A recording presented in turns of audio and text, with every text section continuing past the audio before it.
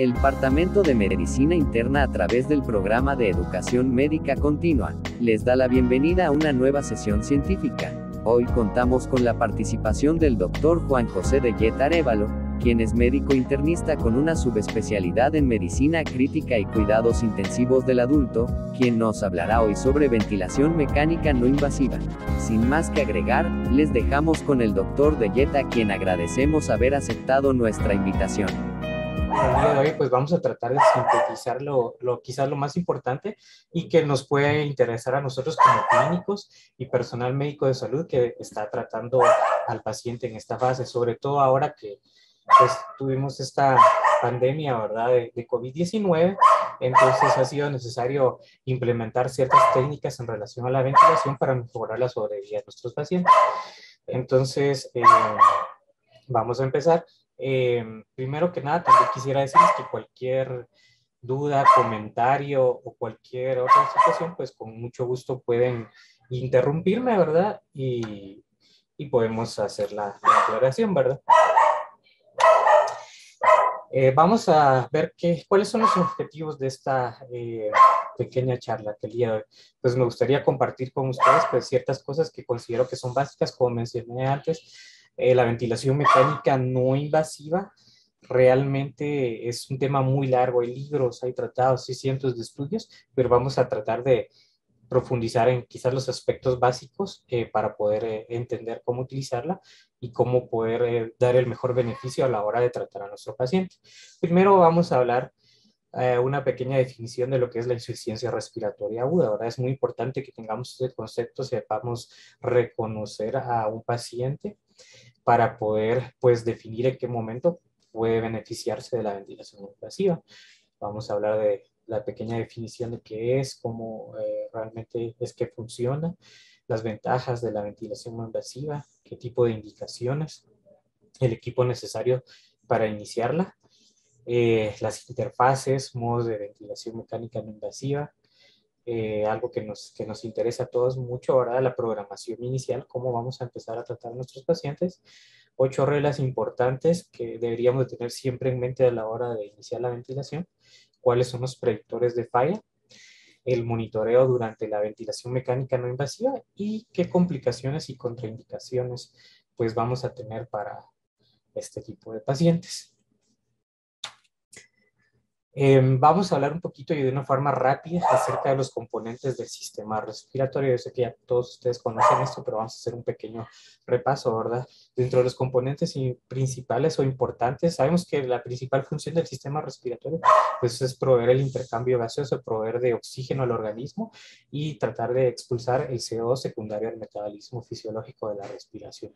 ¿Qué componentes encontramos? Vamos a encontrar que hay un componente a nivel del sistema nervioso central, los núcleos dorsales y paraventrales, que van a ser los encargados, pues, básicamente a nivel del cerebro, de regular la respiración, regular la frecuencia respiratoria, regular el esfuerzo con el cual se va a regular esta respiración, como a través de la columna dorsal, todo esto va a llegar a hacer una conexión por medio de la corteza cerebral y con eso regular y hacer una orquesta perfecta con todo el resto de los aparatos que conforman el sistema respiratorio, ¿verdad? Todo esto es muy importante. Sabemos que la ventilación o la respiración, el proceso respiratorio puede ser tanto como voluntario como involuntario. Hay ciertas fibras que van a ser las responsables de esto.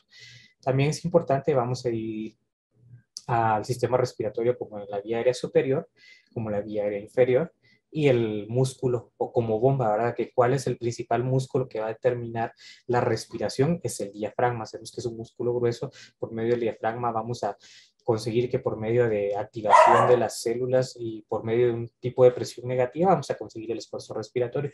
Pero no menos importante, o que quizás nosotros no le damos tanta importancia, pero hay otro tipo de músculos accesorios como son los intercostales, los escalenos, los supraesternales, que nos van a ayudar a la respiración, ¿verdad? Esto también es importante a la hora del reconocimiento de los pacientes con una franca insuficiencia respiratoria aguda, que vamos a ver un aumento del trabajo a nivel de estos músculos respiratorios.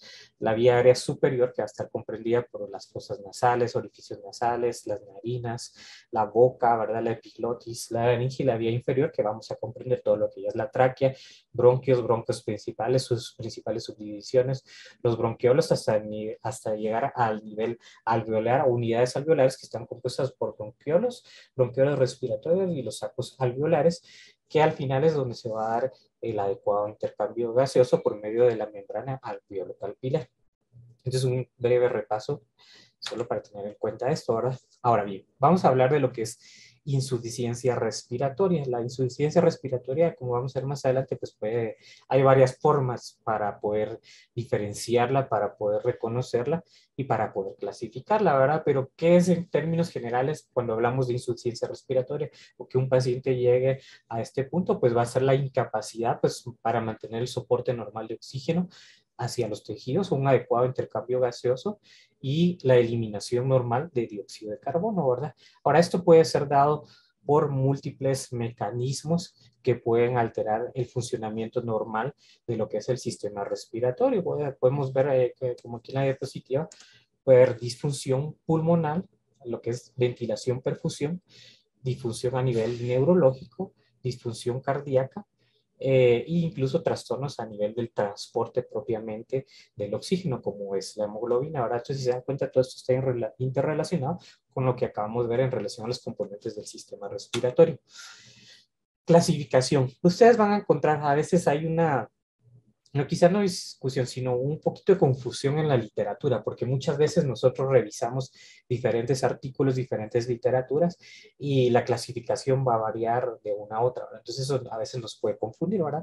Pero vamos a hacer una pequeña revisión de cuáles son los principales mecanismos por el cual vamos a clasificarla, ¿verdad? Entonces vamos a clasificarla según el criterio evolutivo, que puede ser aguda, crónica, crónica agudizada, según el mecanismo principal fisiopatológico subyacente, que vamos a irlo describiendo poco a poco más adelante, y según las características gasométricas. Quizás lo que nosotros estamos más acostumbrados a ver durante nuestro entorno clínico, nuestra práctica médica con los pacientes, es la clasificación gasométrica, que si bien es muy importante para poder clasificar nuestro paciente, determinar cuál es el tipo, cómo vamos a tratarlo, muchas veces no deberíamos de retrasar el diagnóstico de la insuficiencia respiratoria o más que todo el tratamiento por tener gases arteriales. Simplemente nosotros ya podemos tener una idea. Y otra cosa que tenemos que saber es que nunca vamos a encontrar, en la mayoría de casos no vamos a encontrar siempre pues un común tipo puro, ¿verdad? Siempre podemos encontrar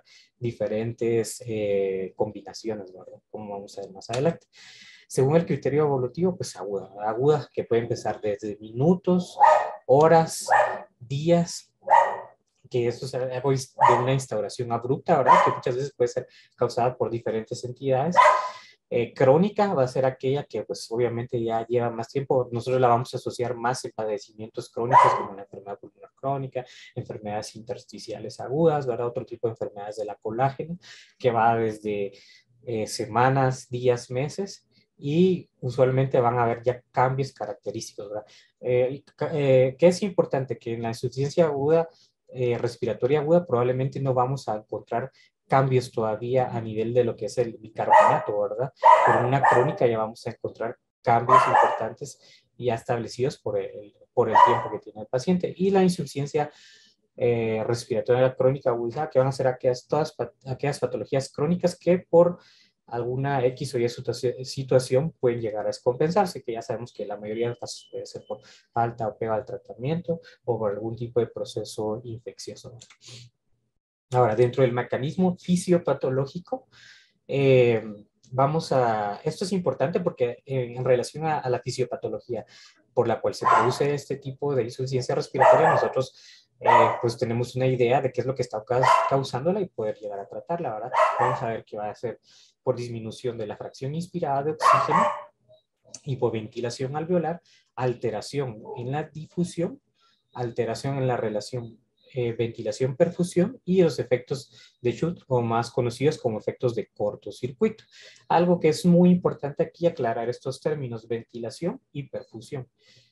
¿Qué es ventilación y qué es perfusión, verdad? Muchas de eso tenemos que tenerlo claro, pues para poder comprender la complejidad que más adelante y el reto diagnóstico que nos aborda en este cierto tipo de patologías. Pues ventilación no es más que el paso del aire o el gas a través de la vía aérea, ¿verdad? Y hasta llegar a las unidades alveolares. Y perfusión no es más que el transporte o el paso de sangre bien oxigenada hacia desde los tejidos, a través de los tejidos, ¿verdad? Entonces, estos términos son muy importantes. En relación a la disminución de la fracción inspirada de oxígeno, pues es sencillo. Aquí lo que vamos a encontrar es que va a haber una situación en la cual se va a producir una disminución del aporte inspirado de oxígeno. Ahora, ¿esto qué es lo que va a causar? Pues va a causar que haya disminución de la presión alveolar de oxígeno, que es muy diferente a la presión arterial de oxígeno. Y esto puede ser muchas veces causado por aumentos en las presiones atmosféricas. Es importante también conocer la presión atmosférica. Nosotros, en términos generales, podríamos decir una presión atmosférica en general puede ser de 760 milímetros, ¿verdad? Pero esto puede variar en relación a la altura de cada lugar y cada país. Por eso esto va a variar bastante, ¿verdad? Y como va a ver más adelante, es importante para un tipo de parámetro que nos va a ayudar a diferenciar el tipo de hipoxemia. Ahora, pacientes con una disminución en la fracción inspirada de oxígeno, pues como mencioné antes, pueden ser varias causas, pero entre las principales cambios en las grandes alturas, mezclas gaseosas, incendios, intoxicación por monóxido de carbono, todo esto puede llevar a una disminución de la fracción inspirada de oxígeno. Ahora, ¿qué es lo importante? Que este tipo de insuficiencia respiratoria pues va a mejorar al uso de oxígeno, ¿verdad? En relación a la hipoventilación, como su nombre lo dice, para no complicarnos la vida, hay una mala ventilación, hay un mal paso en relación al paso de aire y el intercambio gaseoso. Usualmente la hipoventilación alveolar pues va a ser un fallo en la bomba respiratoria. ¿Qué significa eso? Que los músculos van a condicionar, que haya aumento, pues al haber una mala eh, ventilación, va a haber aumento del CO2 secundario. Este aumento del CO2 secundario pues va a hacer que haya acumulación de las moléculas y a nivel de los tejidos sea mucho más difícil la captación de oxígeno, ¿verdad? Y pues puede ser principalmente en afecciones del sistema nervioso central, enfermedades neuromusculares y anormalidades de la caja torácica. Por ejemplo, ya todos conocemos síndrome de Guillain-Barré. Un paciente con Guillain-Barré, pues a las pocas horas de instaurarse la debilidad y la parálisis de los músculos, vamos a empezar a ver que el paciente pues ya pues, respira. Pues si nosotros hacemos una gasometría, vamos a ver que ese paciente muchas veces en los primeros minutos o primeras horas no se satura, pero lo que sí vamos a ver son aumentos del CO2, ¿verdad? Pero más adelante, secundaria, esta retención acumulada del CO2, aumento de secreciones, y pues vamos a ver que ya empieza a haber hipoxia. Entonces, por hipoventilación alveolar, alteración de la difusión, más que todo van a ser unos procesos en los cuales no hay una separación física entre el gas y la sangre, o sea, va a haber una mala difusión. Usualmente pues va a ser por daño a nivel de la membrana alveolo-capilar. Muchas veces va a ser causado por neumopatías intersticiales difusas, mal transporte por algún cierto tipo de anemia, ¿verdad? Como puede ser en anemias esterocitosis, es otro tipo de anemias autoinmunes, ¿verdad?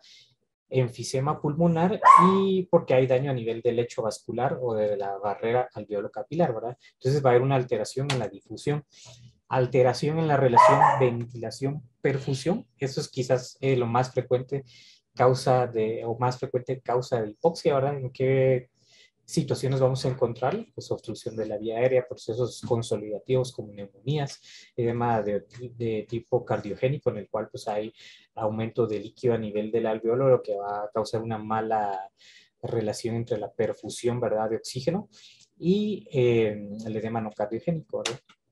Ahora, propiamente cuando hablamos de cortocircuito de derecha a izquierda, es otro tipo de entidad que quizás no es tan común, pero puede llegar a pasar y es importante reconocerla en el ámbito tanto clínico del paciente, eh, para poder dar el manejo más adecuado. Ahora, aquí, ¿qué es lo que va a pasar? Que básicamente no hay como sangre venosa que llega al sistema nervioso arterial.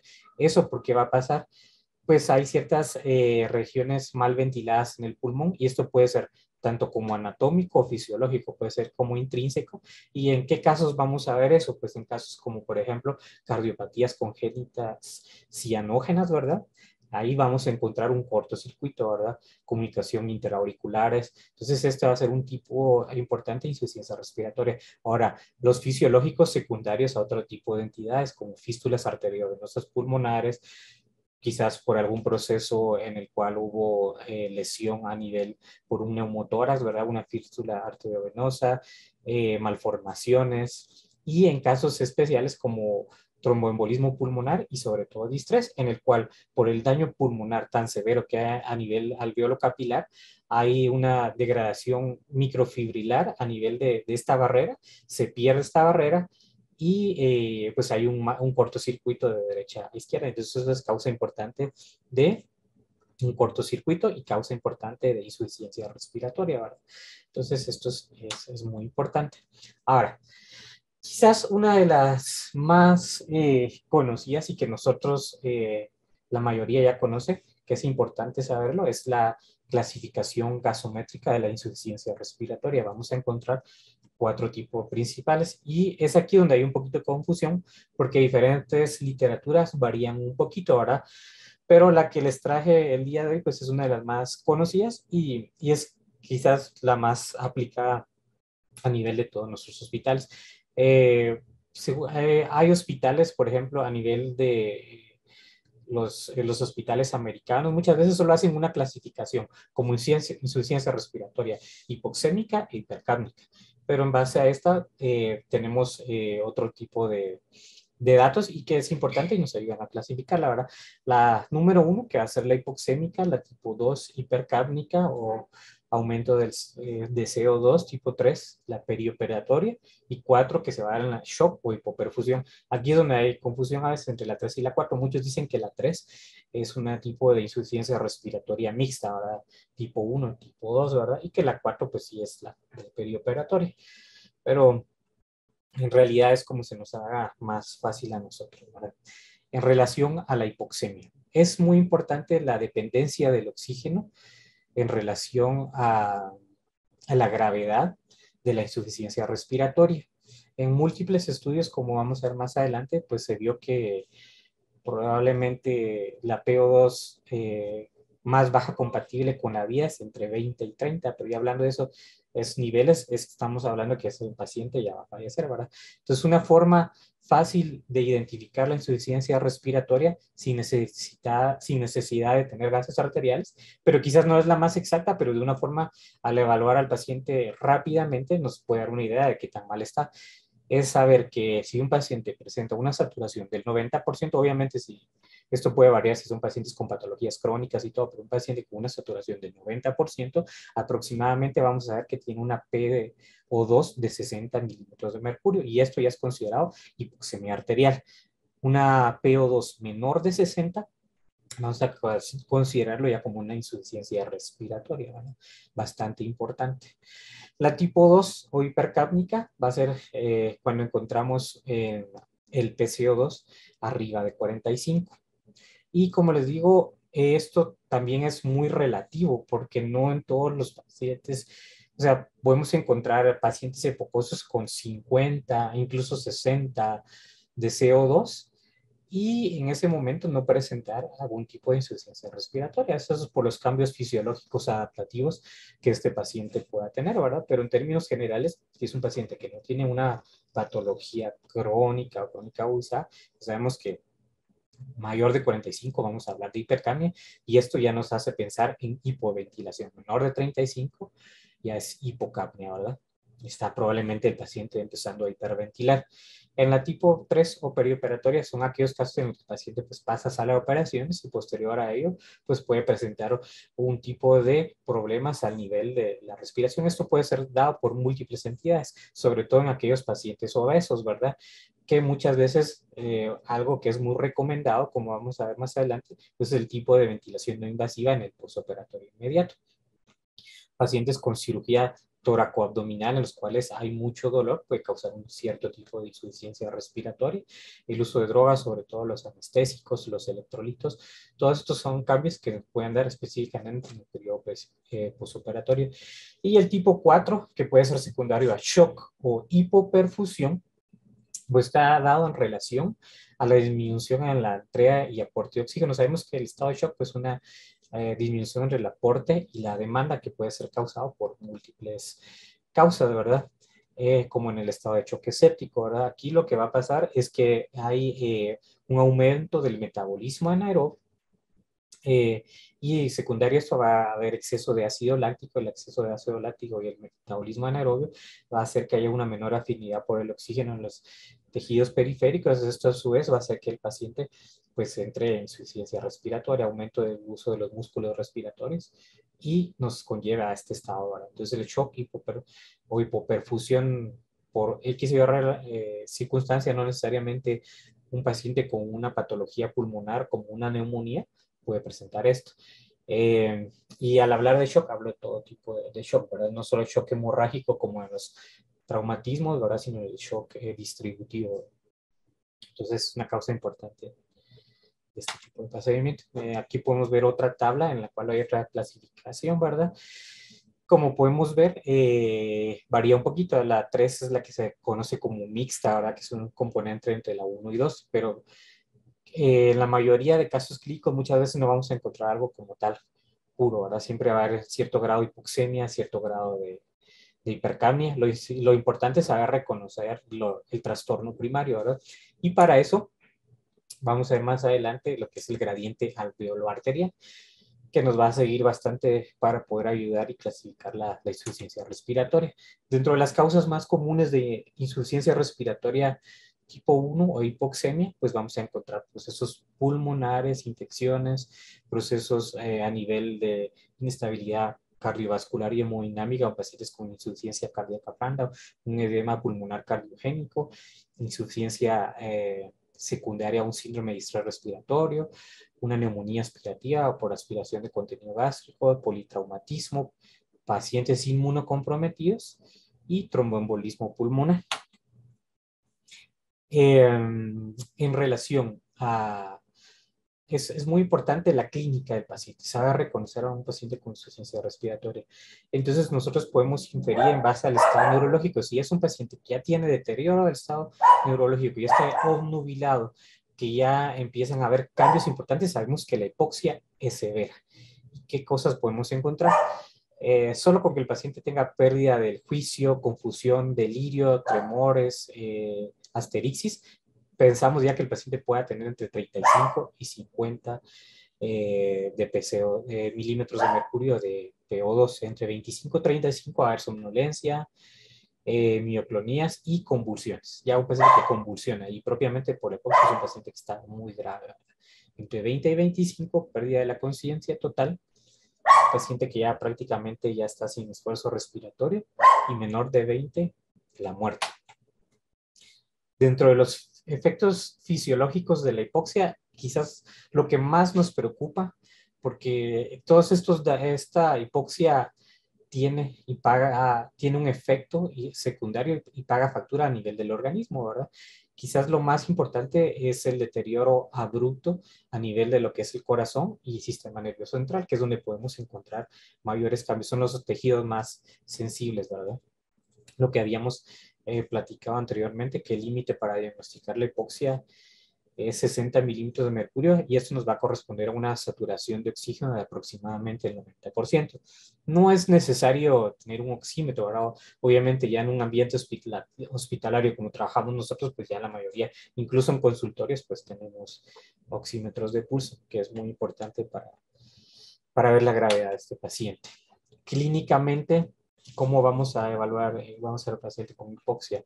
Pues algo que ya todos conocemos, cianosis, que puede ser tanto central como distal. Sabemos que la central pues va a ser más grave. Sabemos que ya un paciente con cianosis son al menos 5 gramos de hemoglobina desoxigenada. Eso es bastante importante. Es un paciente con cianosis.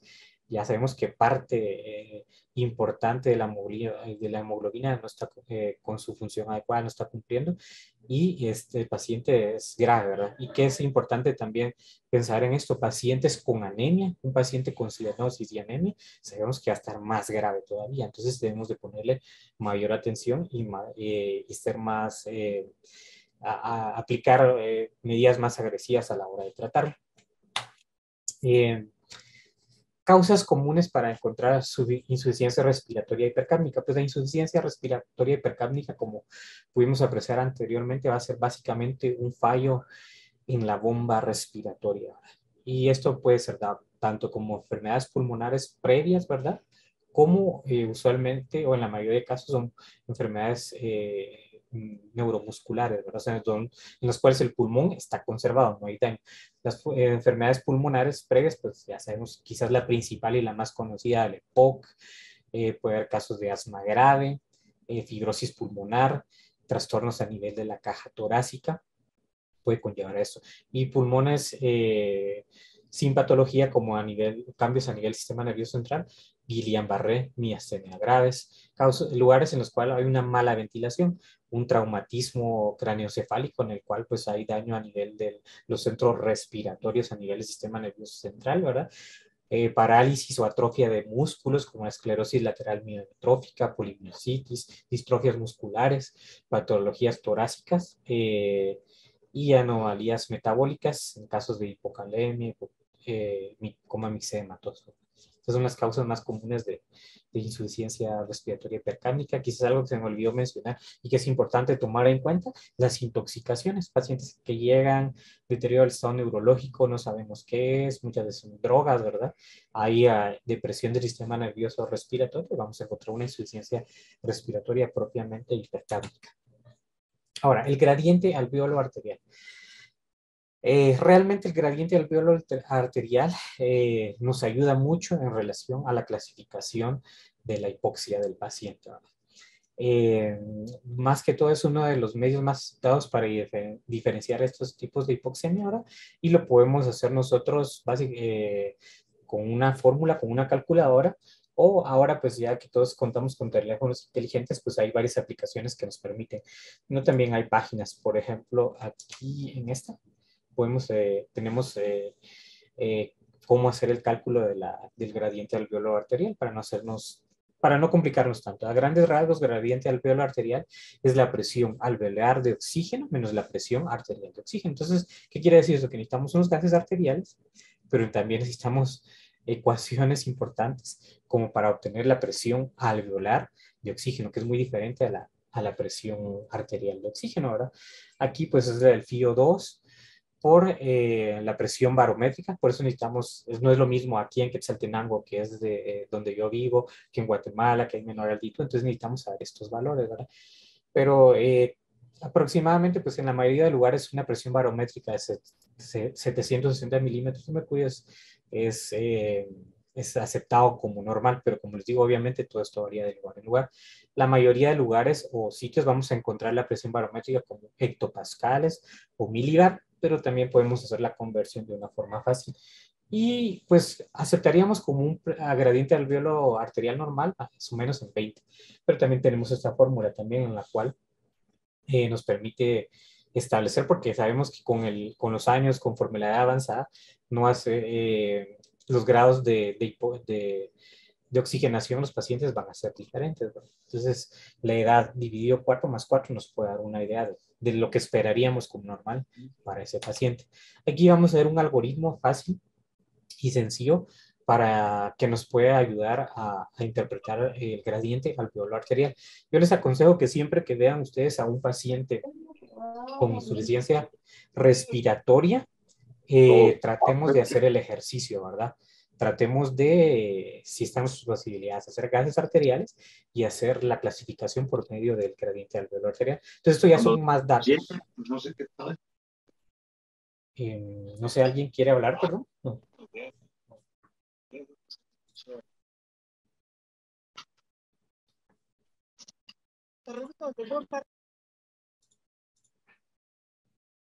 Ok, muy bien.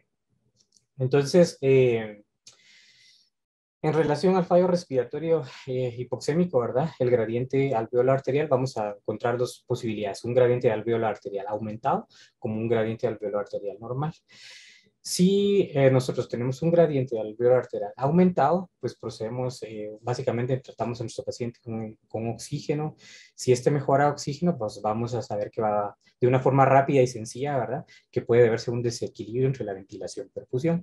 Esto puede ser por anormalidades de la vía aérea, como el POC, asma, fibrosis, enfermedad pulmonar intersticial, ¿verdad? Si esto no responde, pues vamos a encontrar que puede ser secundario a un cortocircuito, como habíamos, las causas que habíamos evaluado anteriormente, ¿verdad? Y si el gradiente alveolo arterial es normal, evaluar si la PCO2 está normal o baja. Si está normal o está elevada la CO2, consideramos que la causa sea por hipoventilación, y si la PCO2 no está elevada, puede ser por gran altitud o una PO2 por, como vimos en los mecanismos fisiopatológicos, por una FiO2 baja. Ahora bien, ya pasando de lo que es propiamente ventilación mecánica no invasiva, ¿qué es? Básicamente, ¿cuáles son las ventajas de esto? Por qué es tan importante, verdad? Múltiples, antes de llegar a la ventilación mecánica no invasiva, pues se tuvieron que realizar muchos estudios. De hecho, se cuenta con bastante información acerca de esto, ¿verdad? Muchas veces, o quizás al principio de empezar a estudiarse la ventilación mecánica no invasiva, había discusión, porque muchos decían que muchas veces se está perdiendo tiempo, estamos perdiendo tiempo para evitar lo inevitable, ¿verdad? Que va a ser llegar a una ventilación mecánica invasiva. Entonces muchos neumólogos, intensivistas no estaban de acuerdo en esto, pero conforme fue evolucionando todo esto en la medicina, pues han habido muchos estudios en los cuales sí se ha comprobado la eficacia y los menores riesgos que puede tener un paciente con ventilación mecánica vacía. ¿A qué se refiere? Pues básicamente dar un soporte ventilatorio mecánico con un ventilador. Vamos a ver que no solo hay ventiladores mecánicos, que es lo que nosotros estamos acostumbrados en los hospitales, hay otro tipo de dispositivos como los famosos CPAP o BiPAP que pueden ser domiciliarios, pero eso propiamente quizás se podría ser como un tipo de soporte ventilatorio, pero no es como en sí la ventilación mecánica invasiva, ¿verdad?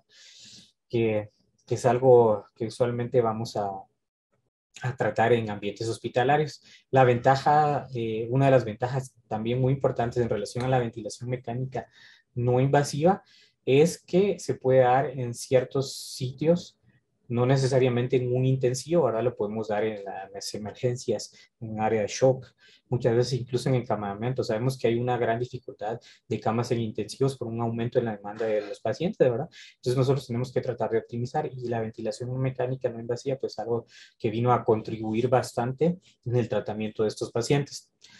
Pues básicamente es proveer la ventilación mecánica sin la invasión de una vía artificial, o sea, sin invadir por medio de un tubo orotraqueal. Antes de proseguir, no sé si estoy hablando muy rápido o algo, pero quiero que sepan que si hay alguna duda o comentario, pues pueden interrumpirme, no hay ninguna pena. No sé si hasta el momento todo está bien.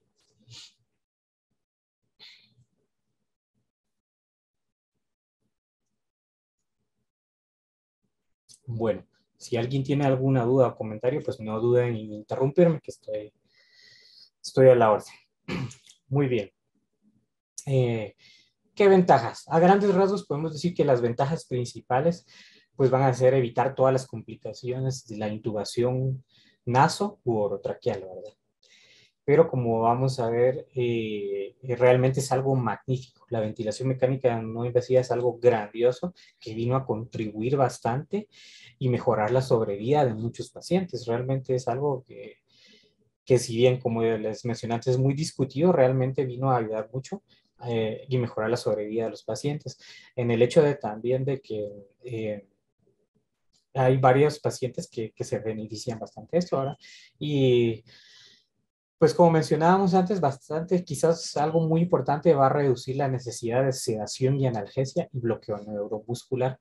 Cabe mencionar aquí que solo que un paciente que está en ventilación mecánica no invasiva no quiere decir que no le pueda dar algún tipo de sedación, ¿verdad? Hay pacientes que se benefician, porque como vamos a ver más adelante, este tipo de ventilación causa mucha ansiedad. Algunos pacientes pueden tener hasta claustrofobia, malestar, y quizás no ser los mejores candidatos, ¿verdad? Para este tipo de ventilación, pero puede ayudar bastante. Pero lo que vino a hacer es reducir bastante la necesidad de bloqueo neuromuscular, sobre todo en los pacientes que tienen una ventilación mecánica invasiva. Evita el tiempo de prolongación de ventilación mecánica, ¿verdad? Y a través de ello, pues, neumonías asociadas al ventilador, y sabemos que un paciente con una neumonía asociada al ventilador puede tener una mortalidad desde el 40 hasta el 60%. Entonces ya evitar este riesgo es algo bastante bueno, es algo magnífico. Vamos a disminuir las lesiones a nivel de la tráquea. Aquellos pacientes que pasan muchos días en ventilación mecánica invasiva, que pueden tener estenosis traqueales, vamos a evitar todo esto. Disminución del daño inducido por el ventilador, que ya todos conocemos, barotrauma, biotrauma, atelectotrauma. Todo esto no lo vamos a evitar, ¿verdad? Y algo quizás muy importante que también ayuda mucho para el paciente pues puede tener comunicación con los familiares y vamos a conservar el habla, ¿verdad?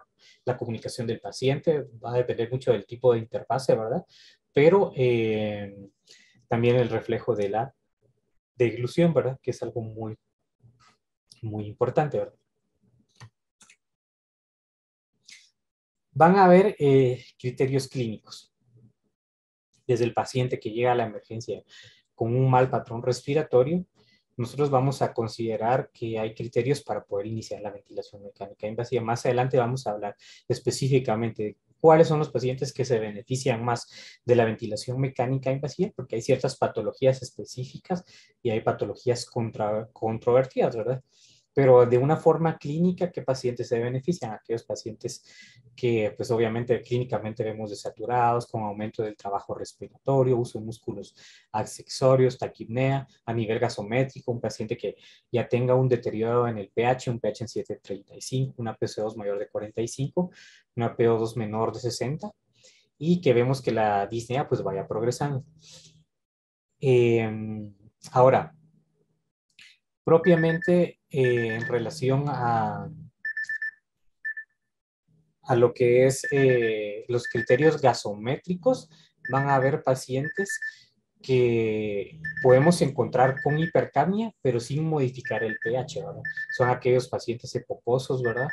Que muchas veces ya, como sabemos, están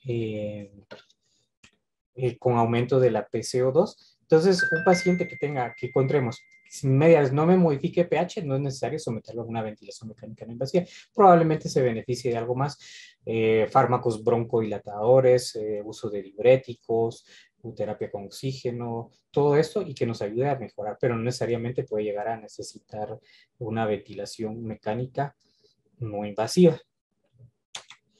Ahora, en relación a las indicaciones principales, es más conocido en el área de la ventilación mecánica no invasiva como los 5 magníficos. ¿Cuáles son los pacientes que se van a beneficiar? Estas patologías son las que tienen más estudios aleatorizados, controlados, más estudios con una evidencia, suficiente soporte de evidencia científica en los cuales los pacientes van a mejorar. ¿Y cuáles son estas patologías? Como todos sabemos, EPOC, que es quizás una de las principales patologías en un paciente que llega con una exacerbación de EPOC, deberíamos de pensar antes de ventilarlo, a excepción, claro, que tenga criterios bien establecidos, iniciar con una ventilación no invasiva, ¿verdad? Segundo, el edema de tipo pulmonar cardiogénico puede ser también en un edema pulmonar en pacientes con falla renal crónica. Ahora, sin embargo, pues estos pacientes ya sabemos que en algún momento pueden requerir hemodiálisis, pero el edema pulmonar cardiogénico, estos pacientes se benefician bastante, ¿verdad? Pacientes con inmunocomprometidos es algo que se está estudiando mucho, ¿verdad? ¿Y por qué? Porque son aquellos pacientes, al hablar de inmunocomprometidos, no solo hablo de pacientes con virus de inmunodeficiencia humana, hablo de pacientes post-transplantados, pacientes con patologías autoinmunes que están sometidos a uso crónico de esteroides, pacientes que han recibido quimioterapia, que han recibido eh, que tengan algún tipo de neoplasia, ¿verdad? Estos pacientes se benefician bastante. El retiro del ventilador en pacientes con EPOC y la prevención de la falla post-extubación. Estos 5 magníficos es algo que, no, que quiero que ustedes tengan muy en mente, que son las principales indicaciones de la ventilación mecánica no invasiva. También va a haber, como vamos a ver más adelante, pues ahorita con lo que fue la pandemia, el uso de otros dispositivos en pacientes con COVID, pero no se ha demostrado pues realmente una evidencia significativa importante, ¿verdad?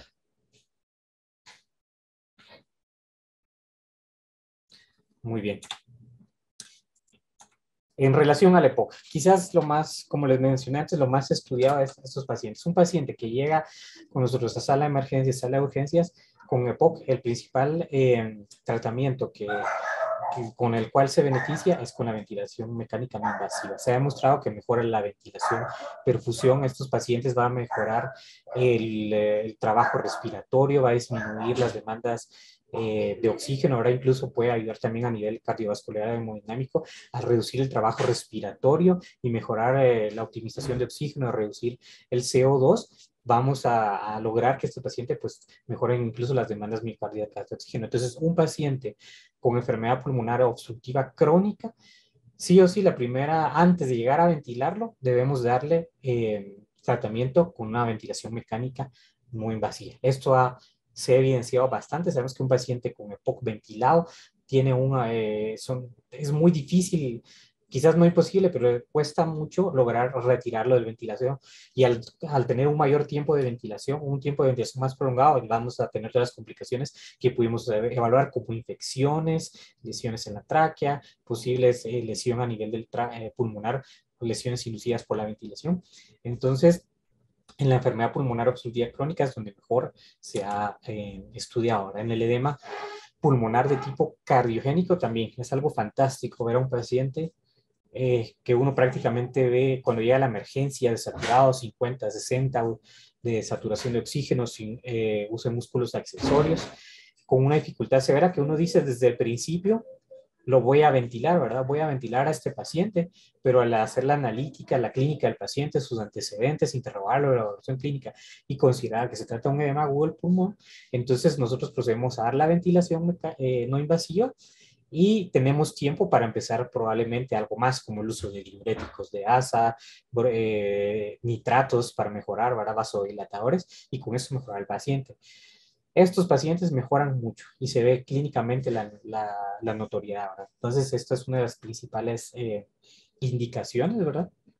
Eh, Mejoramos la hipoxemia importante, la hipercapnia, ¿verdad? Y como sabemos, mejora la mortalidad en estos pacientes y su estancia a nivel de cuidado crítico. Ahora, los pacientes inmunocomprometidos, también eso es algo muy importante que se ha estudiado bastante.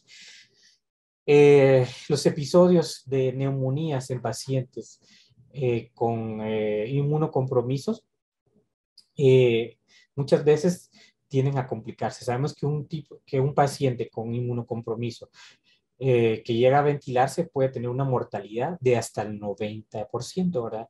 Entonces, al disminuir el uso o la ventilación mecánica invasiva, vamos a mejorar y favorecer bastante la sobrevida de estos pacientes. Al hablar de inmunocomprometidos, como mencionamos antes, no solo hablamos de pacientes con virus de inmunodeficiencia humana, sino también hablamos de pacientes que han recibido quimioterapias, pacientes que están recibiendo tratamiento con inmunosupresores, con pacientes con enfermedad reumática y post-transplantados. Hay muchos estudios en los cuales se ha determinado esto.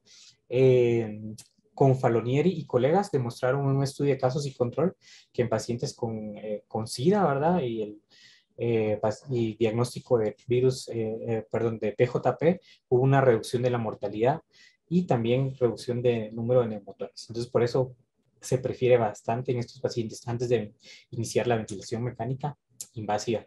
Y las otras dos indicaciones principales, ¿verdad? Los 5 magníficos, como mencionamos anteriormente, pues se habla de los pacientes en los cuales creemos que llegaron a la ventilación mecánica, que no era lo que queríamos, pero llegaron a la ventilación mecánica, como son los pacientes hipocosos, y que lo queremos hacer una extubación, ¿verdad?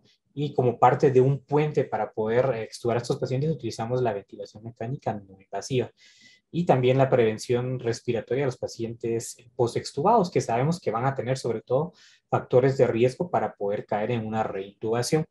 Ahora bien, en relación a las pacientes con EPOC, pues como mencionábamos antes, lo que menos queremos es ventilarlos. Si por alguna razón llegamos a ventilarlos, pues podemos utilizar como puente para disminuir los días de ventilación mecánica invasiva, el retiro de ventilación. Hablamos de 2 a 3 días del inicio de la ventilación. Sabemos que un paciente con EPOC va a ser muy difícil, pero aquí hay un estudio en el cual reportaron de una forma importante. Ahora compararon 3 grupos en pacientes que fueron ventilados fueron ventilados de una forma mecánica invasiva. Los dividieron en aquellos que recibieron el retiro del ventilador protocolizado de una forma estándar, luego que hicieron el retiro del ventilador y pasaron a un tipo de oxigenoterapia y el retiro del ventilador, una ventilación mecánica no invasiva. Entonces, en este estudio pudo observarse que definitivamente mejoró bastante la falla en el retiro del ventilador, ¿verdad? Podemos observar que el paciente que recibió el pase o el puente con ventilación mecánica no invasiva en relación a la extubación convencional normal y oxigenoterapia, pues tuvo una falla de solo el 33% en relación a las otras que llegó hasta el 54 y 71%.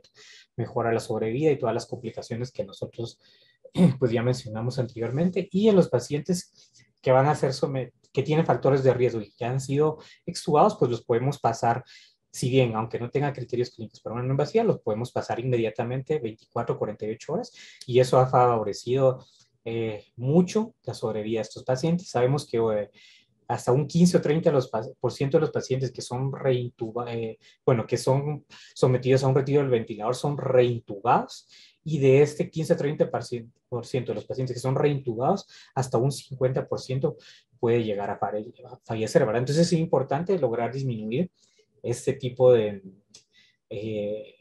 riesgos, ¿verdad? Y si lo podemos hacer con una ventilación mecánica no invasiva, pues excelente, ¿verdad? ¿Qué pacientes son aquellos que pues tienen factores de riesgo de fallar al retiro del ventilador o el winning ventilatorio? Son aquellos pacientes con enfermedades pulmonares crónicas, enfermedades intersticiales, pacientes con enfermedades cardiovasculares como falla cardíaca congestiva, edad avanzada, algún tipo de lesión traqueal, laringoespasmo. Entonces, estos pacientes tienen factores de riesgo, ¿verdad? Importante. Sobre todo, me atrevería a decir, en la práctica clínica, nosotros lo que pudimos observar, aquellos pacientes con edad avanzada, estamos hablando de 80 años para arriba, incluso 70 años, son pacientes que tienen factor de riesgo para fracasar en el retiro del ventilador y requerir nuevamente la reintubación. Entonces, en estos pacientes lo que procedemos a hacer, luego de extubarlos, pasamos a dar un ciclo corto de 24 48 horas con ventilación mecánica no invasiva, y mejoran notablemente, mejora la supervivencia, y es algo que es muy aconsejado y que yo les aconsejo que sí lo pongan en la práctica, ¿verdad? No solo con la evidencia científica que tenemos, la evidencia clínica, pues en la práctica clínica que nosotros hemos tenido, mejoran mucho estos pacientes y evitamos todas estas complicaciones. Aquí vamos a encontrar otros 4 niveles, ¿verdad? Que son en estos 4 niveles, pues vamos a evidenciar diferentes tipos de patologías que han entrado en controversia entre utilizar o no utilizar la ventilación mecánica no invasiva, ¿verdad? Qué puntos a favor tienen favorables, qué puntos no son favorables, ¿verdad? Y eso se va a basar en base a los estudios y la evidencia científica que tenemos, la calidad de estudios, ¿verdad? Entonces, en el primer nivel, pues lo que nosotros ya observamos, los 5 magníficos, ¿verdad? La exacerbación de POC, pacientes que van a estar sometidos al retiro del ventilador, edema pulmonar de origen cardiogénico, inmunocomprometidos, y para prevenir, ¿verdad? La reintubación. Entonces, estos son los 5, estos son los que tienen mejor evidencia favorable, pero también hay otro tipo de entidades que nos pueden ayudar mucho al utilizar la ventilación mecánica no invasiva. Ahora, ¿qué entidades?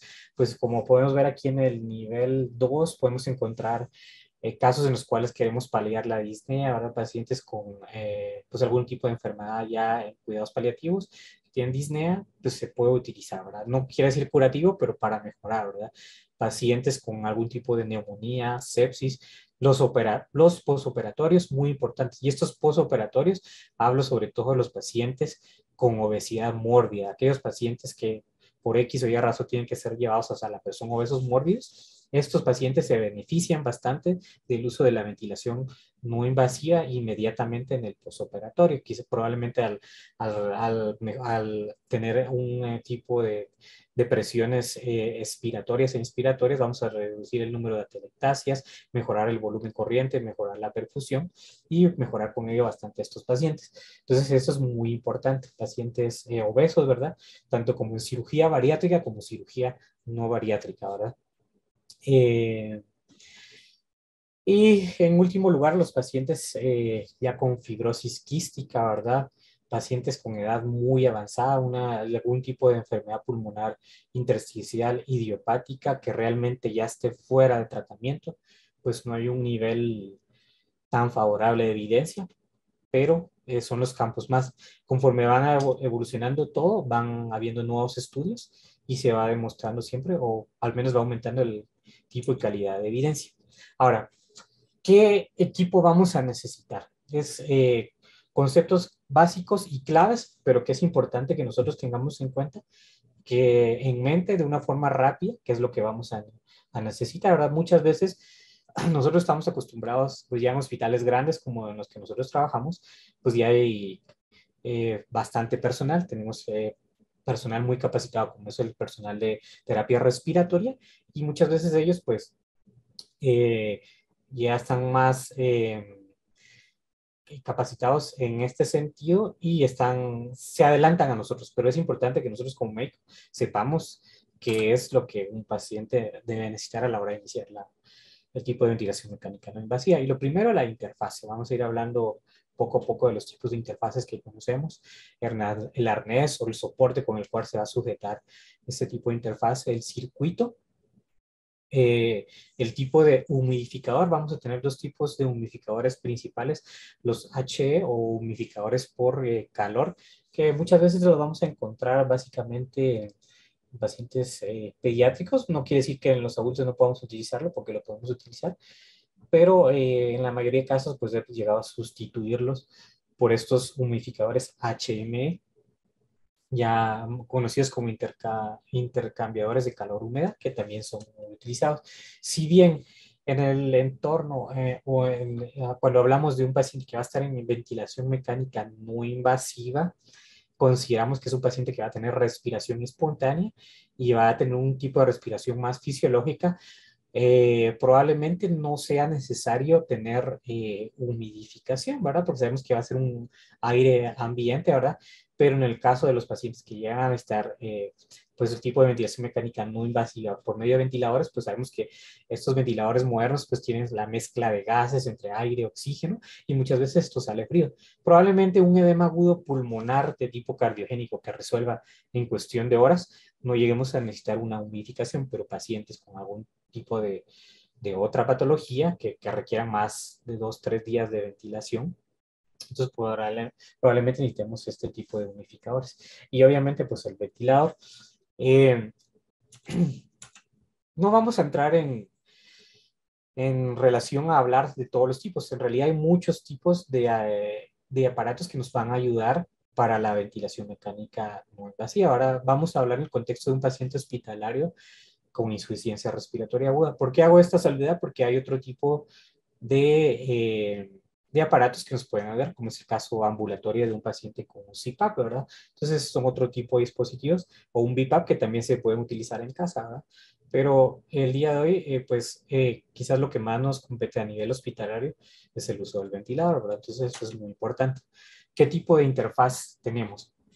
Pues como vamos a ver, hay varias. Quizás la que nosotros conozcamos más o la que estamos más familiarizados, porque el seguro es lo que estamos más familiarizados para usar, son las interfaces nasobucales o nasoorobucales, ¿verdad? Vamos a encontrar las de almohadilla, probablemente en algunos lugares tenemos la interfaz como almohadilla. Las orales es un poquito más difícil, no en todos los lugares encontramos una mascarilla oral. Y lo que hemos utilizado últimamente con lo que fue el COVID, que es el uso de casco o helmet, ¿verdad? Que la mayoría dice escafandra, pero traducido al inglés es casco, ¿verdad? Helmet. Entonces tenemos este tipo de interfaces. Vamos a ir viendo las principales ventajas y desventajas de cada una, ¿verdad? De una forma rápida. La máscara oral o bucal quizás sea alguna muy utilizada, sobre todo en pacientes que tienen trastornos neuromusculares, ¿verdad? Una de las ventajas es que pues, se puede utilizar como un método de ciclado, ¿verdad? Aquellos pacientes en los que poco a poco vamos haciendo el retiro de ese tipo de ventilación para irlo alternando, ¿verdad? Ya sea con una mascarilla, una cánula de alto flujo, que es otro tipo de ventilación mecánica no invasiva, una cánula nasal, o la cánula bucal, ¿verdad? ¿Cuáles desventajas tienen? Pues básicamente nos va a inducir la hipersalivación, es más fácil de que pueda salir por la boca, que el paciente tenga pobre tolerancia, que se ahogue, que tenga distensión gástrica por aspiración de gases, ¿verdad? A la cavidad gástrica y va a ser un poquito difícil para hablar. Entonces, hay que tomar mucho en cuenta eso, ¿verdad? Pero ¿cuáles son las ventajas? Pues, como digo, es de mucha ayuda en pacientes con trastornos neuromusculares.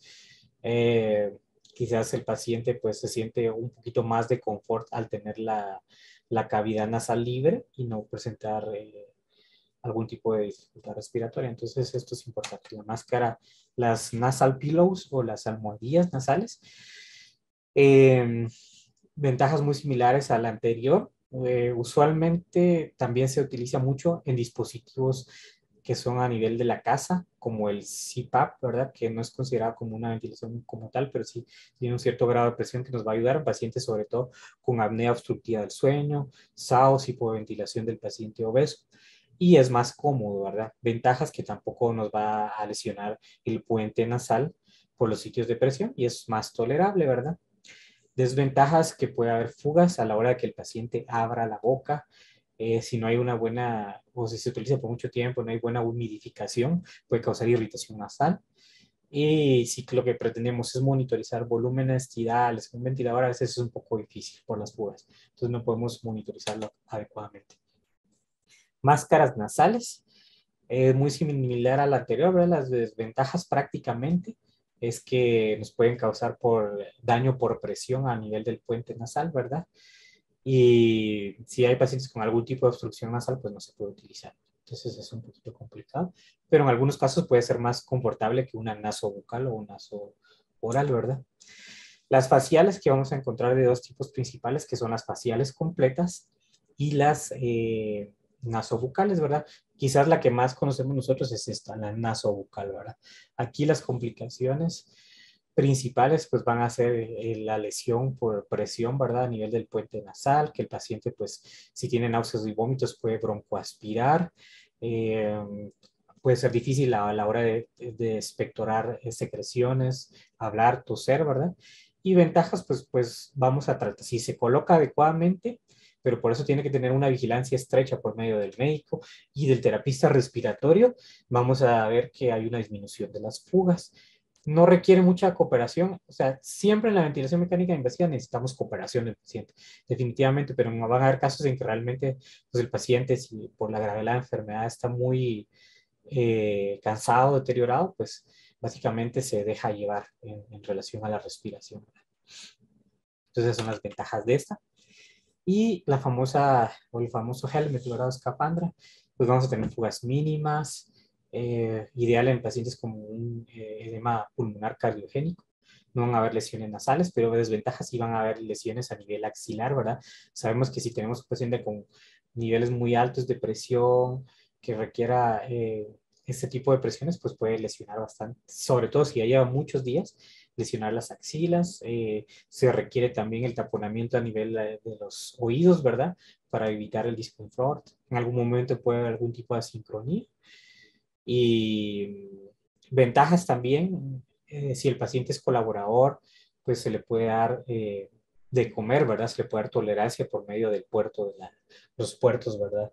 En los cuales se pueden dar medicamentos, administrar líquidos y todo lo demás. Entonces tiene ciertas ventajas bastante importantes, aparte de todas las ventajas a nivel fisiológico, ¿verdad? Como mejorar, como son dos niveles de presión, mejorar eh, la distensión de los alveolos, mejorar el reclutamiento alveolar, mejorar el volumen corriente, mejorar la oxigenación y mejorar la liberación del CO2. Ahora, En relación a los modos de ventilación mecánica no invasiva, si hablamos propiamente de modos, es un tema casi que solo para discutir otra clase. Es bastante extenso, ¿verdad? Y vamos a encontrar que puede, algunas veces lo que a nosotros nos causa curiosidad si puede ser algún tipo de modo controlado versus un modo espontáneo. La mayoría de casos con un paciente con no invasiva, es un paciente que va a colaborar y es un paciente que puede tener un tipo de respiración espontánea. Entonces nos vamos a enfocar básicamente a los modos no invasivos binivelados, ¿verdad? Como son el CPAP y presión de soporte, en relación a los modos controlados, que también se puede dar modos controlados por presión, por volumen en la ventilación mecánica no invasiva, pero algunas veces esto pues puede generar disconfort en el paciente por asincronías. Entonces, los principales modos en los cuales vamos a ventilar a un paciente es en modo espontáneo. Ya vamos a ver cómo se programa en el ventilador. Los principales, estamos hablando del CPAP o CPAP, conocido por todos, ¿verdad? Que es la presión positiva continua de la vía aérea. Esto en realidad no es un modo como tal, no es considerado ni se utiliza a nivel hospitalario, tiene cierto grado de utilidad a nivel de domiciliario, ahora como pacientes con EPOC, perdón, con SAOS, con hipoventilación del paciente obeso, apnea del sueño, que puede tener cierto grado de beneficio. Aquí básicamente lo que vamos a encontrar es una presión positiva continua de la vía aérea a nivel expiratorio. Ahora es lo que vamos a conocer como el CPAP. Vamos a, eh, por ejemplo, en un paciente que tiene que tiene SAOS, ¿verdad? O un síndrome de apnea obstructiva del sueño, sabemos que hay un colapso de las estructuras, ¿verdad? Respiratorias, como lo es la glotis, por la misma obesidad del paciente. Entonces, a la hora que el paciente, por eso es que ronca y tiene episodios de apnea. Entonces, lo que vamos a pretender con esto es mantener que estas vías abiertas, permeables, para que el paso de oxígeno sea constante, ¿verdad? Entonces, eso es el famoso CPAP, ¿verdad? Pero no es considerado como una no invasiva como tal. Ya, lo que son niveles binivelados o dos niveles de presión, vamos a encontrar dos niveles de presión. Presión para mejorar los volúmenes corrientes y una presión de vía respiratoria expiratoria, ¿verdad? Entonces, lo que comúnmente vamos a conocer como CPAP más presión de soporte.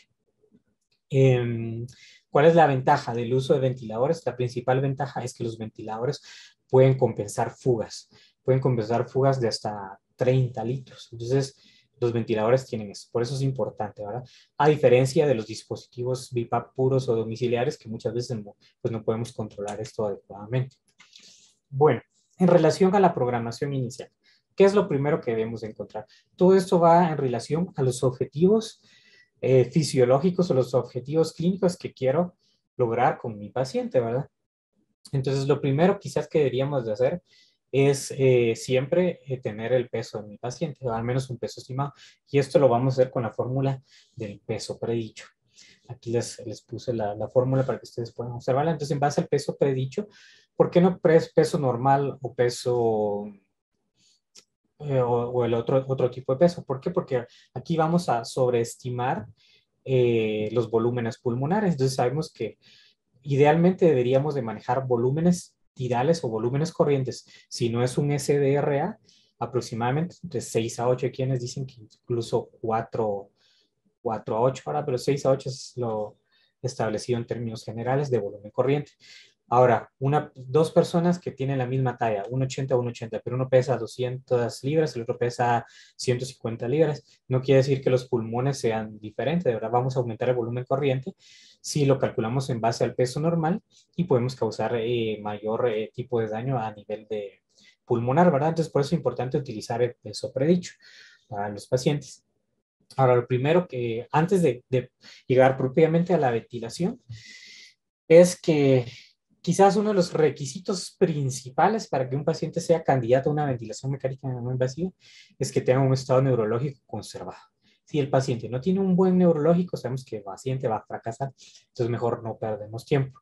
Segundo punto importante, si vemos que nuestro paciente no mejora con la ventilación mecánica, hacemos, no esperemos que no, que le voy a dar chance, voy a esperar a que llegue el del turno y tal vez el del turno, estamos perdiendo tiempo.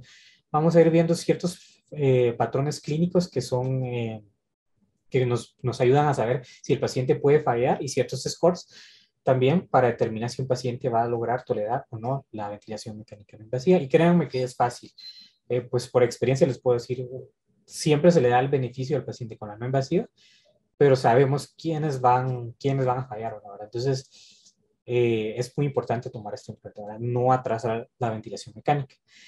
Siempre, siempre, como sabemos que es un paciente que tiene un buen estado neurológico, el paciente va a estar consciente, ¿verdad? Entonces, tenemos que explicarle, siempre, siempre explicar qué es lo que vamos a hacer, qué es lo que pretendemos para que el paciente acordemos que es un ser que está en sufrimiento, ¿verdad? Que es un paciente que actualmente la enfermedad ya lo tiene golpeado y si nosotros no explicamos qué es lo que queremos ver, pues puede tener más ansiedad, generar ansiedad, incluso contribuir en el fracaso del paciente. Mantener la cabecera a 45 grados, asegurarse de que la mascarilla, y esto es quizás uno de los puntos principales o las perlas angulares. El tipo de interfaz siempre tiene que ser adecuado para el paciente, porque el fracaso o el éxito de la ventilación va a depender mucho de que hagamos una adecuada elección de la mascarilla.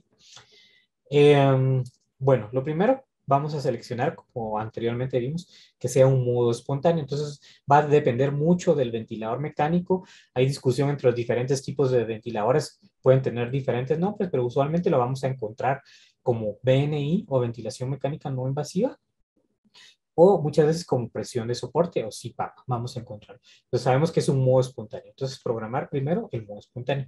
Vamos a programar la activación o el trigger o sensibilidad. ¿Qué es el trigger o sensibilidad o disparo? No es más que la sensibilidad con la cual pues, el ventilador va a censar el esfuerzo del paciente y va a liberar a través de las válvulas la generación de gas u oxígeno a través de la vía respiratoria. Eso es el trigger. A quienes dicen que deberíamos de empezar con la sensibilidad máxima. Vamos a ver que hay dos tipos de trigger, un tipo de flujo y un tipo de presión. Eso es muy importante a la hora de ver. Siempre lo vamos a encontrar en nuestros pacientes. Entonces, si es por flujo, vamos a tener que lo normal debería ser entre 1 y 3 litros. En términos generales, 2 a 3. En adultos, por presión, de 0.5 a 3 centímetros de agua. Pero si estamos hablando de 0.5, va a ser que es muy sensible, tanto que con un movimiento se puede activar la generación del impulso ventilatorio. Ahora, entonces, yo les diría que por presión, tratemos de empezar siempre con 2 o 3. El FIO2 es debatido. Hay quienes dicen que podemos empezar con lo que el paciente ya tenía. Si lo teníamos con un dispositivo previo de oxígeno, por ejemplo, con una mascarilla con reservorio con FIO2 al 100, al 60, perdón, podemos empezarlo con FIO2 al 60 y a ir titulando de acuerdo al paciente cómo vaya mejorando, lograr nuestros objetivos de saturación, que sea idealmente siempre una saturación de oxígeno igual a 90 o mayor que 90, ¿verdad? Dependiendo de cómo ha llegado el paciente. O empezamos con el 100% y gradualmente vamos titulando, vamos disminuyendo hasta lograr el objetivo. El nivel de presión, presión de la vía expiratoria, o sea, la presión expiratoria que va a ser conocido como IPAP o el CPAP o PIP, que lo vamos a encontrar, que muchas veces hay como un poquito de controversia en esto, pero son básicamente nomenclatura, ¿verdad? Son términos de nomenclatura y va a estar en relación a la presión positiva expiratoria, hablando de una no invasiva. Cuando hablamos de una invasiva, hablamos de PIP, presión positiva al final de la expiración. Y un EPAP podemos empezar entre 4 o 5 centímetros de mercurio, como un máximo de 6 y 8. Ya con 6 de EPAP va a ser un poquito difícil que el paciente soporte, va a hacer mucha presión y va a causar un poquito de aerofagia y distensión gástrica y puede dar complicaciones, al igual que con el volumen corriente como en el IPAP. Con el IPAP lo que vamos a pretender es mejorar el volumen corriente, ¿verdad? Y esto va en relación a nuestros objetivos. Entonces, por ejemplo, si es un paciente que pesa 70 kilos, vamos a calcularlo a 6 por kilo de peso, entonces sería más o menos 420 ml lo que nosotros necesitamos de volumen. Entonces, también dependiendo de dónde leamos o dónde nosotros nos hayamos formado, va a haber cierto tipo de contradicciones, no contradicciones, sino diferentes escuelas, ¿verdad? Entonces, hay escuelas que nos dicen, empecemos con 10 a 15 centímetros de agua, con un máximo de 16, hasta 20 podría en algún momento tolerarse, pero es complicado, ¿verdad? Estos pacientes van a tener, el aumento de presiones va a ser difícil que ellos la toleren, ¿verdad? Entonces podemos empezar con estos valores 10 a 15, pero va en relación a nuestro volumen corriente. Entonces, si nuestro volumen corriente logramos los objetivos de los 420 ml, vamos disminuyendo, ¿verdad? Aquí la controversia es que podemos empezar de cero, ¿verdad? O hay una controversia que también dice que el IPAP siempre debería de ser mayor al EPAP, pero no es totalmente cierto, ¿verdad? No, no es totalmente cierto eso. Ahora, básicamente son dos parámetros distintos y el IPAP lo podríamos empezar de cero, irlo titulando, pero esto conlleva a estar pegado a nuestro paciente, estarlo evaluando constantemente, estar a la par de él y ver los cambios fisiológicos y en relación al volumen, en relación a la monitorización que nosotros tenemos y que esto vaya a funcionar, ¿verdad? Entonces es de estar. Pero en términos generales, incluso podemos empezar con 10 a 15 centímetros de mercurio, que es algo aceptable, ¿verdad? Y vamos viendo y vamos titulando. Acuérdense que la ventilación mecánica, ya sea tanto invasiva como no invasiva, es muy dinámica y no es algo que como una receta de cocina. Puse al paciente con tales parámetros y ahí se quedó, no. Siempre evaluamos. Todas las acciones que nosotros tenemos, las levantamos, ¿verdad? Eh, bueno, estos son los ventiladores que nosotros contamos en la unidad, ahora son los General Electric. Tenemos actualmente los Bellavista General, pero estos fueron los primeritos que tenemos. Entonces, ¿cómo vamos a encontrar? Eso solo puse de manera de poder graficar, ¿verdad? Para que ustedes vean cómo podemos encontrar el ventilador. Aquí el modo actual va a ser BNI, que es ventilación mecánica no invasiva, pero no en todos los ventiladores vamos a encontrar eso. Por ejemplo, en los AVEA podemos encontrar solo PSD, igual en los Bellavista. Bueno, los Bellavista sí aparece BNI, ¿verdad? Entonces, lo primero que siempre tenemos que saber es el modo, ¿verdad? Ya teniendo todo el equipo que necesitamos, la interfaz, el arnés, los circuitos, la unificación, todo eso, entonces ya procedemos a programar esto, ¿verdad? Previo a haberle explicado al paciente. El FIO2, que como mencionamos, vamos titulando, puede ser de 100 o el que ya tenía y vamos titulando.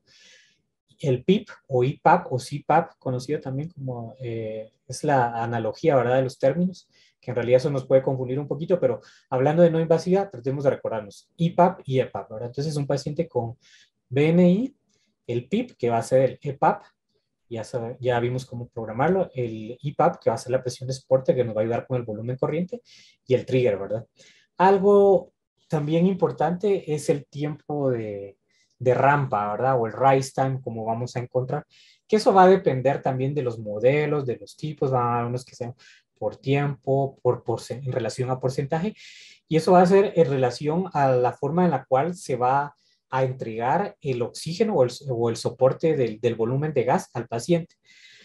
Por ejemplo, que yo pongo estos parámetros iniciales a mi paciente. Entonces, si yo le pongo un tiempo de rampa corto, el volumen entregado a mi paciente va a ser de una forma rápida. Entonces, algunos pacientes, por ejemplo, puede ser que les cueste un poquito adaptarse.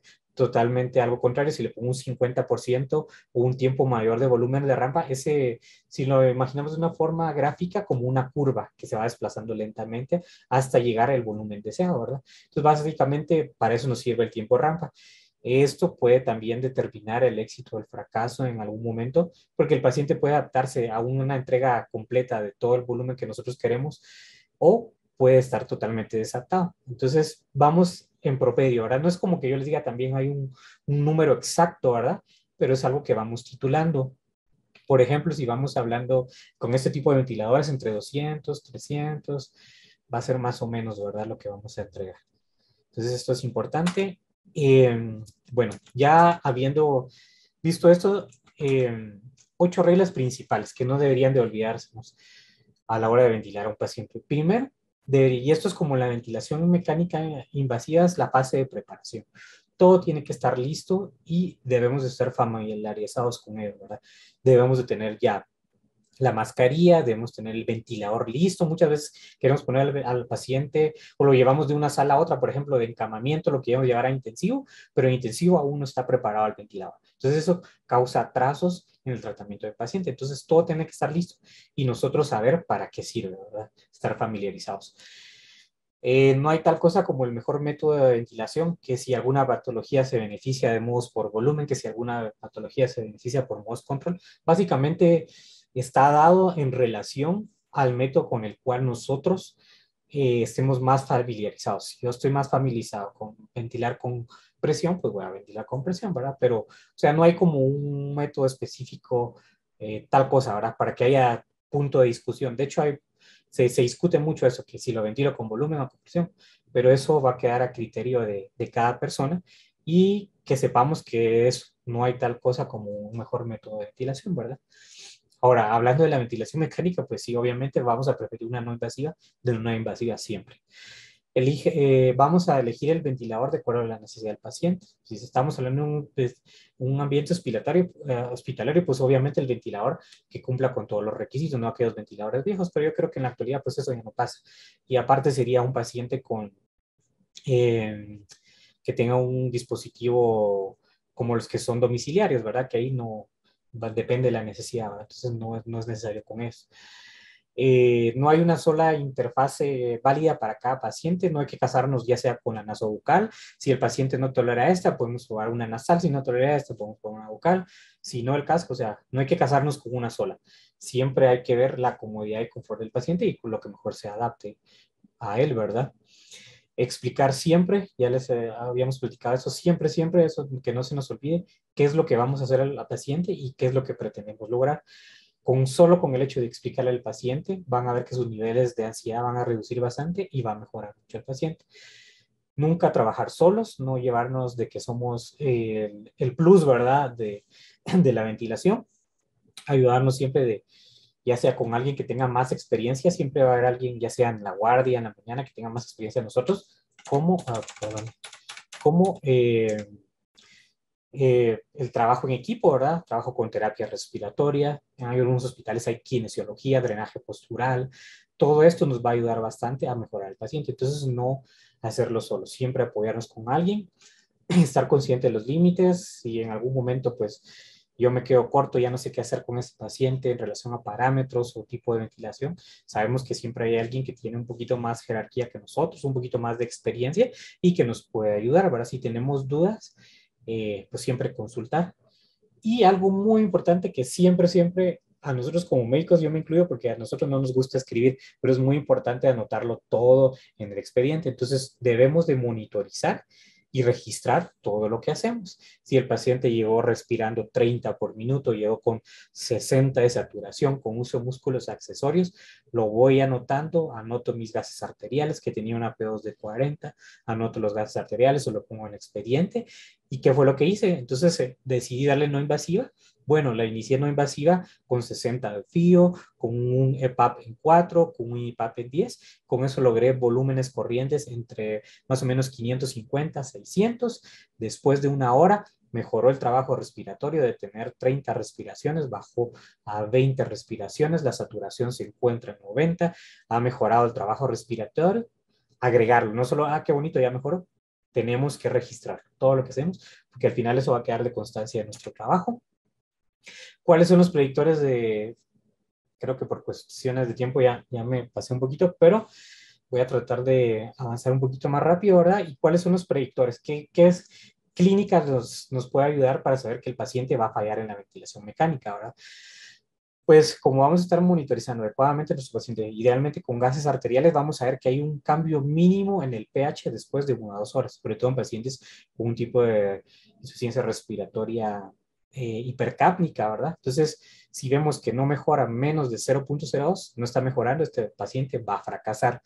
Mínima respuesta en la frecuencia respiratoria, pacientes que tienen scores de severidad altos, como por ejemplo un Apache, un SAPS-2, que ya sean por la misma enfermedad, pacientes que igual se les da el beneficio, pero sabemos que puede fallar en la ventilación mecánica invasiva. Mala colaboración del paciente, si el paciente no le explica muy bien o si por su misma enfermedad está muy ansioso, no va a mejorar, ¿verdad? Si no colabora, aunque mejoren algunos parámetros, pero él se siente mal, no va a ser un factor de fracaso, ¿verdad? Y algo muy importante, la imposibilidad para remover secreciones. Por eso es importante que a la hora también de estar evaluando a nuestros pacientes tenemos que monitorizarlos, higiene oral, que se hidraten, porque esto nos puede llevar a deshidratación. En relación a la insuficiencia respiratoria aguda hipoxémica, muy similar a la hipercápnica, ¿verdad? Que no mejora la relación PAFI, o sea, después de 1 a 2 horas, llegó con 200, 250 y no mejora o empeora. La edad mayor de 40 años, pacientes, como ya mencionamos, de la tercera edad, scores de severidad altos y la presencia de SRA, que también hay muchos estudios que han comparado iniciar SRA entre moderado a severo, usualmente moderado en etapas tempranas y darle no invasiva, una PAFI entre 250 a 300 puede beneficiarse, pero al final muchos de estos pacientes llegan a la ventilación mecánica invasiva, ¿verdad? Entonces estos casos son un poquito más difíciles. Ahora, ¿qué scores conocemos?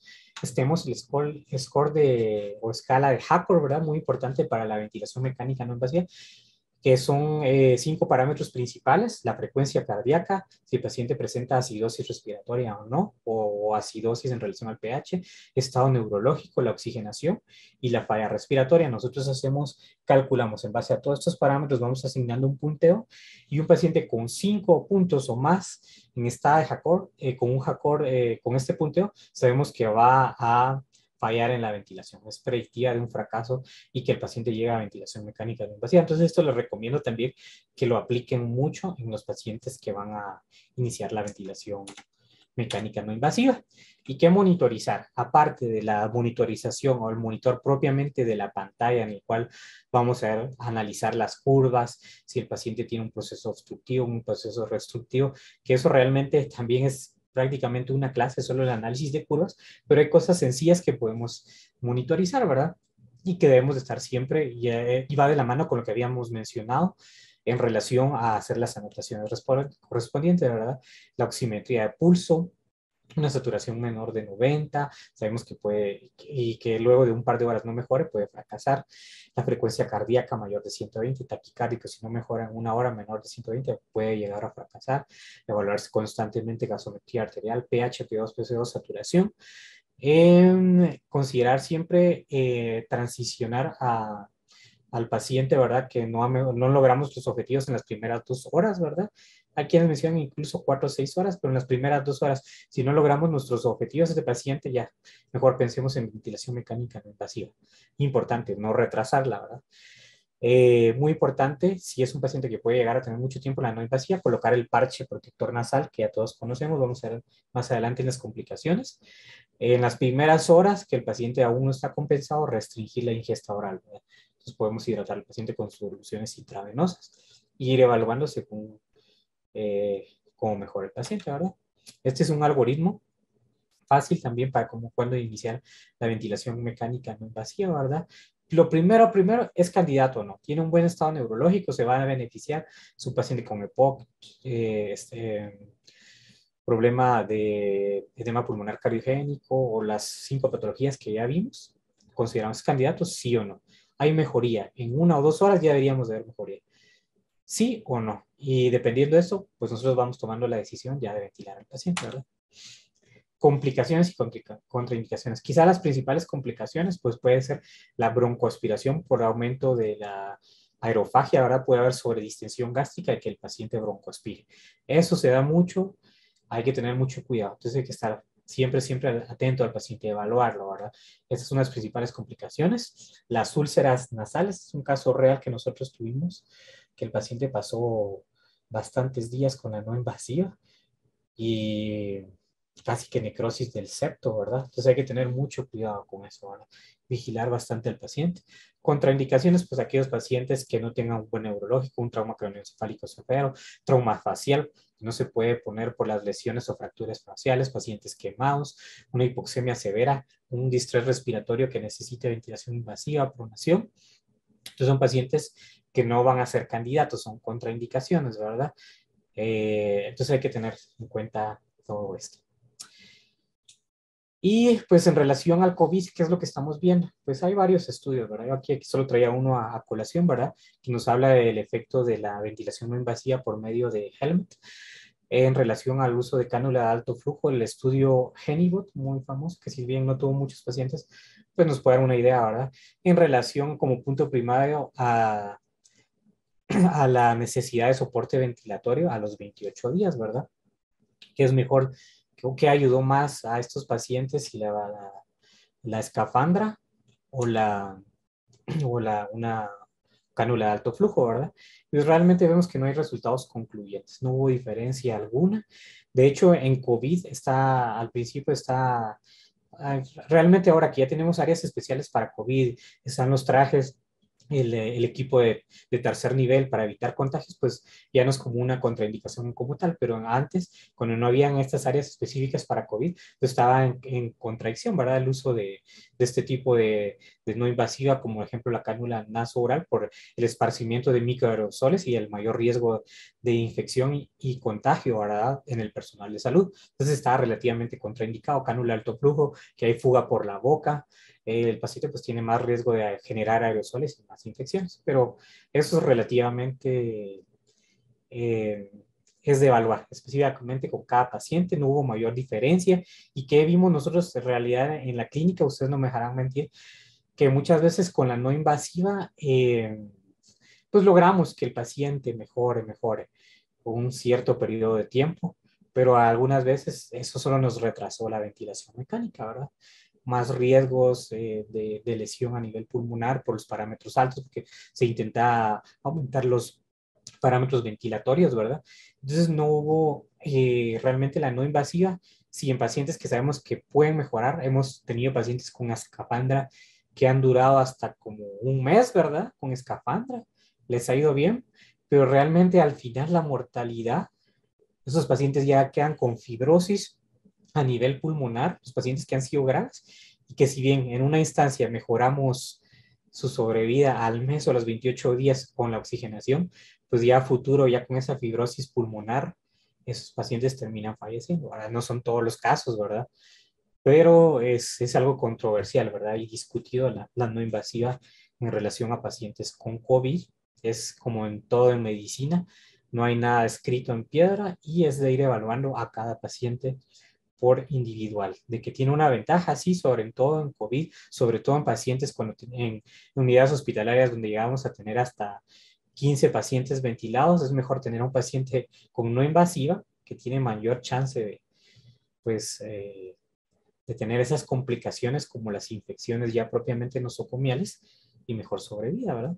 Entonces es de evaluarlo todo por completo, ¿verdad?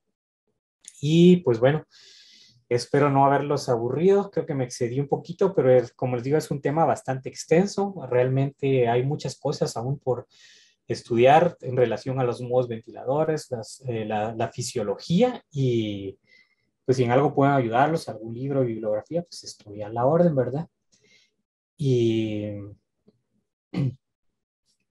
gracias por la invitación. Pues quedo a la orden si hay alguna duda, comentario. No sé si alguien tiene alguna duda o algún comentario para el doctor Deyet.